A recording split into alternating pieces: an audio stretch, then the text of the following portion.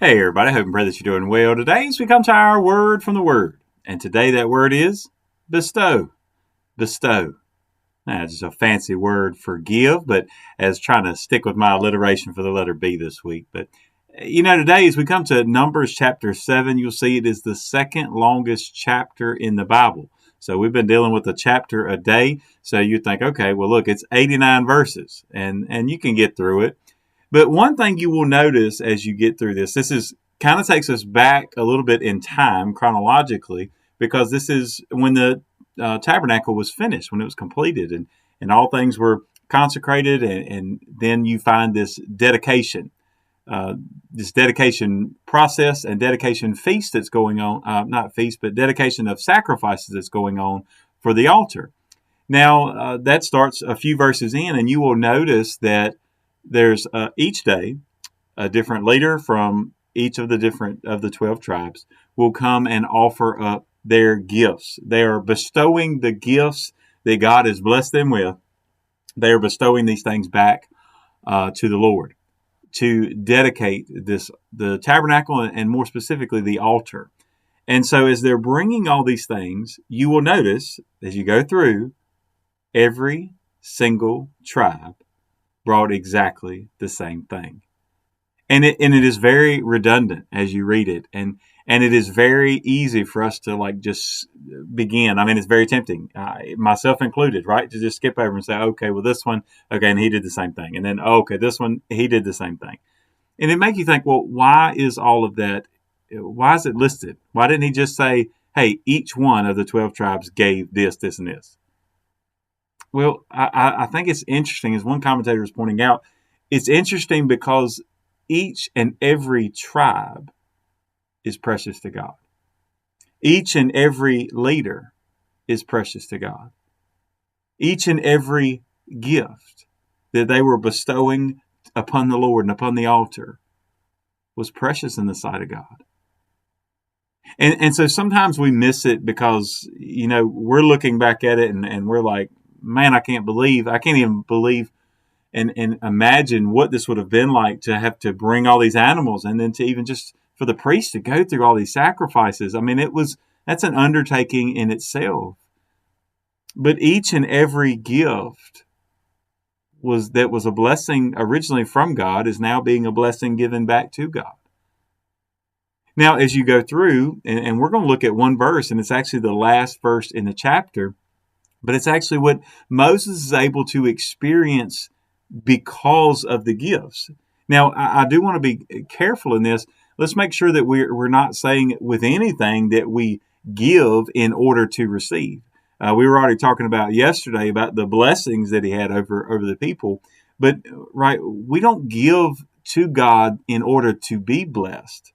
We give to God because we've already been blessed. And it was just the same. It was the same in the Old Testament, and it is just the same under the New Testament, under the church age and the age of grace in which we live today. Right? We don't give. You say, well, we're not under the law. You're exactly right. We're under grace, and that should make us and our hearts desire to give and bestow that much more to God. But I think when we get our heart right in giving to God, we'll find out we'll have a similar experience as Moses did in verse 89. Now, when Moses went into the tabernacle of meeting to speak with him, he heard the voice of one speaking to him from above the mercy seat that was on the ark of the testimony, from between the two cherubim. Thus he spoke to him. God speaks when we give. God speaks when we sacrifice. God speaks when we're obedient to him. Right? And again, I don't want you to look at this as a way of, okay, well, I'm going to do this so I can twist the arm of God. No, these people and these tribes were giving because they were so grateful for what God had done for them. And they were so grateful now at this point to have, I mean, they're a year out, but now they are so so excited about having this tabernacle set up, and man, even the organization and the way that God was doing that. And now even the tent of meeting is not outside the camp as it was at one point, but now the tabernacle is complete. Now it's within the group, within right there in the center of the tribes of Israel. See, I think it's a lot that we can take in here, just even in this one verse, that God speaks when we give of ourselves, when we give obediently, when we give selflessly. And I told you that each one gave the same thing. It's kind of one of those when we all give just what God is asking, what God is requiring, right? Sometimes there are times where we saw earlier when they were giving to the building of the tabernacle, man, that he had to tell them to stop because they were giving so much. And he's like, hey, you've done enough. And now here that everybody gives the same thing, it's almost as if saying, look, everybody's on the same. It's the same playing field. Everybody, it's kind of the same way we say that the foot of the cross is level. That each one of us, we have the same thing to offer ourselves. That's it. Nothing more, nothing less, right? If he's going to be Lord of our lives, then we just give him everything. And there's no one of us that's any better than another one. There's not one of us that's been a worse sinner than another one.